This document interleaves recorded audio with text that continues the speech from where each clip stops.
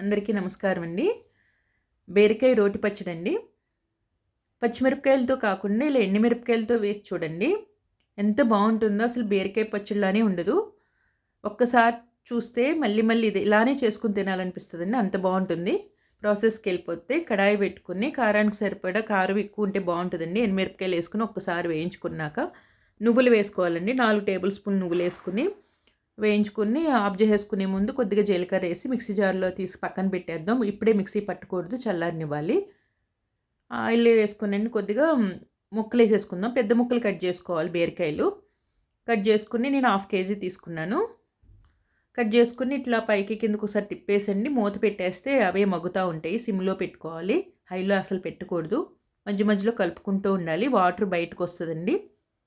నేను కొంచెం పసుపు, 2 చింతరేకులేసుకున్న కొద్దిగా పులుపుకి, కొద్దిగా ఇంగువండి వేసేసి మళ్ళీ మూత పెట్టేస్తే వెజిటేబుల్ నుంచి వాటర్ బయటకొచ్చి మంచిగా మగ్గుతాయండి.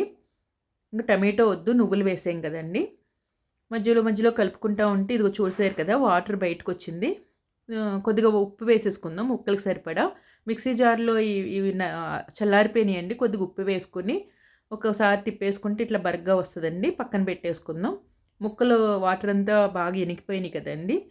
బాగా ఇనికిపోయి ఆయిల్ బయటకొచ్చే వరకు కొంచెం అట్లనే 2 సార్లు తిప్పుకుంటా ఉండి సిమ్‌లో పెట్టి ఉంచితే మొత్తం వాటర్ అంతా ఇనికిపోయి నూనె బయటకొచ్చే వరకు ఉంటదండి. చల్లారనిచ్చి మిక్సీ జార్‌లో కొద్దిగా వెల్లుల్లి రేఖలు, ఇంగా ఈ ముక్కలు వేసేసుకొని ఒక్కసారి తిప్పేసుకుంటే మరీ మెత్తగా తిప్పేయకూడదండి. ముక్కలు ఉండి ఉండనట్టు ఉంటే బావుంటుంది.